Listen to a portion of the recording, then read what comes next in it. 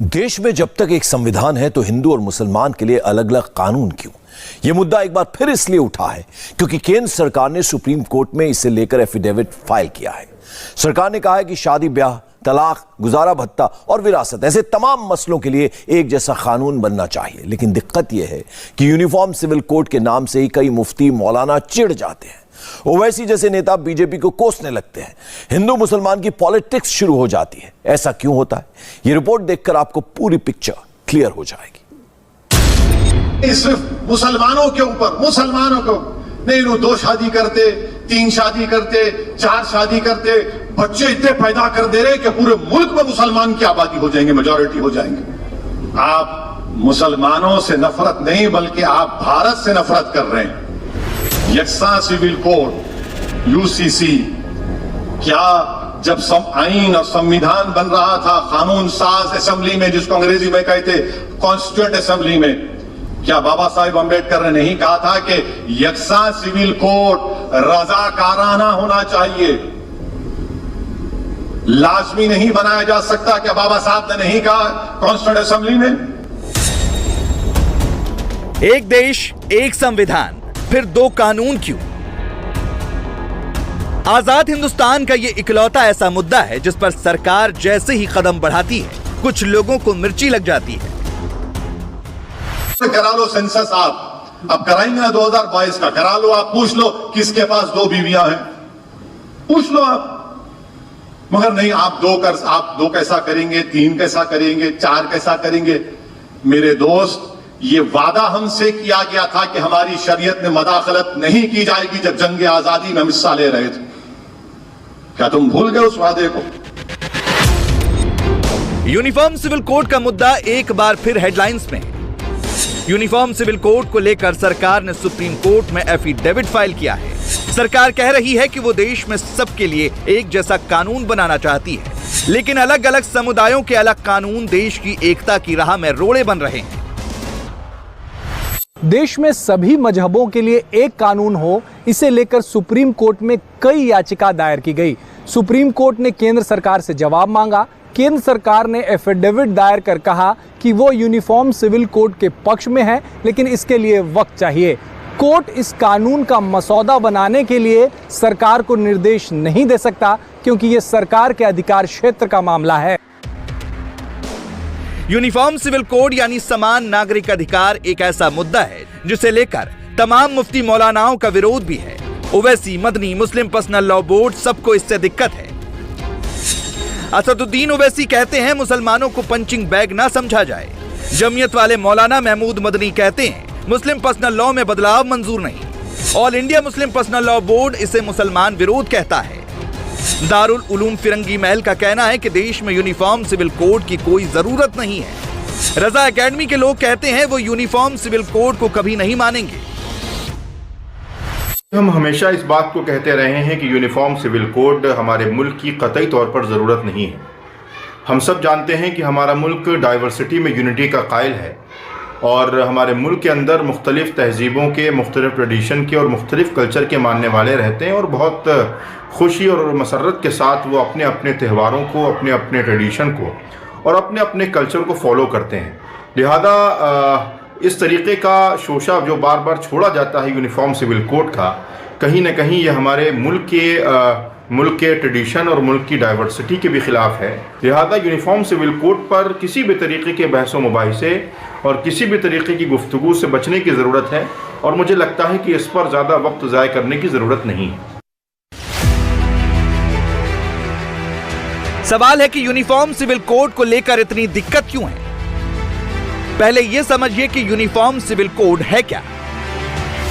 शादी, तलाक, गुजारा भत्ता, विरासत, गोद लेने का अधिकार और संपत्ति का बंटवारा। यूनिफॉर्म सिविल कोड के मुताबिक ऐसे तमाम मुद्दों पर सबके लिए एक जैसा कानून होना चाहिए, चाहे वो व्यक्ति किसी भी धर्म का हो, किसी भी जाति का हो। अभी देश में अलग अलग मजहब के लिए अलग अलग पर्सनल लॉ है, लेकिन यूनिफॉर्म सिविल कोड लागू होने के बाद सबके लिए एक कानून होगा। इसका यह मतलब नहीं कि यूनिफॉर्म सिविल कोड आ गया तो पूजा इबादत बदल जाएगी, निकाह मौलवी ही कराएंगे, शादी पंडित ही कराएंगे, रीति रिवाज और परंपराएं वही रहेंगी, लेकिन कानून सबके लिए एक होगा। जो कुरीतियां हैं वो खत्म हो जाएंगी। मुस्लिम समाज में आज़ादी के 75 साल के बाद भी बहुत सारी कुप्रथाएं चल रही हैं। बाल विवाह चल रहा है, बहुविवाह चल रहा है, हलाला चल रहा है, मुताह चल रहा है, मिस्यार चल रहा है, दारुल कज़ा शरिया कोर्ट जो है उसको चल रही है, तलाक़े हसन चल रहा है, तलाक़े अहसन चल रहा है, तलाक़े बाइन चल रहा है, तलाक़े किनाया चल रहा है।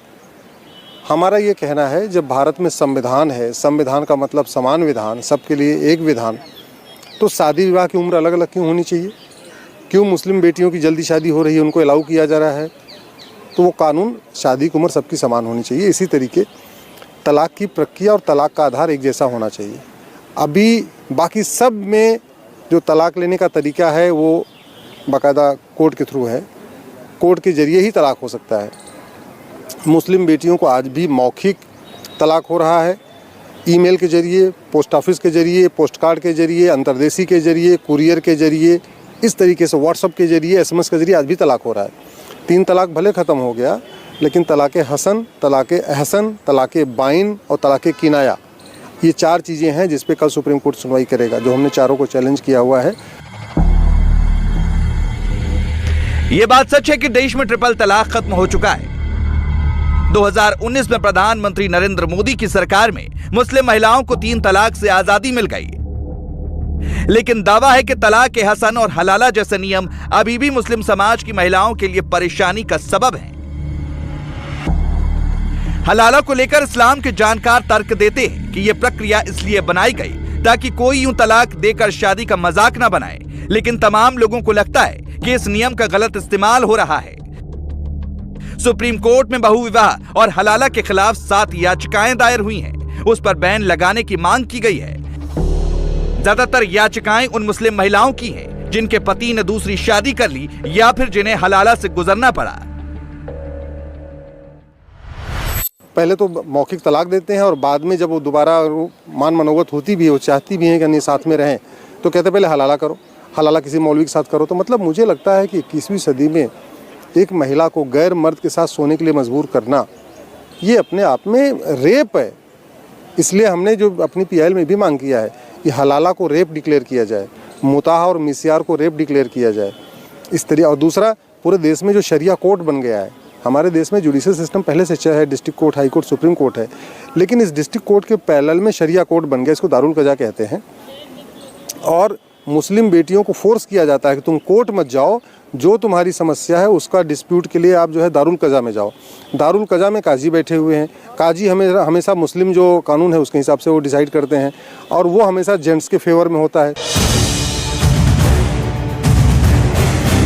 देश जब आजाद हुआ था, ये कुरीतियां उसी वक्त से हैं। उस वक्त भी इसे बदलने की कोशिश की गई, यूनिफॉर्म सिविल कोड लाने की बात हुई, लेकिन विरोध के चलते ऐसा नहीं हो पाया। भारत में गोवा इकलौता ऐसा राज्य है जहां यूनिफॉर्म सिविल कोड लागू है। गोवा में पुर्तगालियों का राज था। उन्होंने भारत की आजादी के पहले ही वहां यह नियम लागू कर दिया था और आज भी वो नियम लागू है। गोवा में अगर किसी हिंदू को, हमारे हिंदू भाई को शादी के बाद बेटा नहीं हुआ या औलाद नहीं हुई और बीवी की उम्र 25 और 30 साल की होगी तो दूसरी शादी कर सकता हो उन्हें, उसको बदलेंगे आप।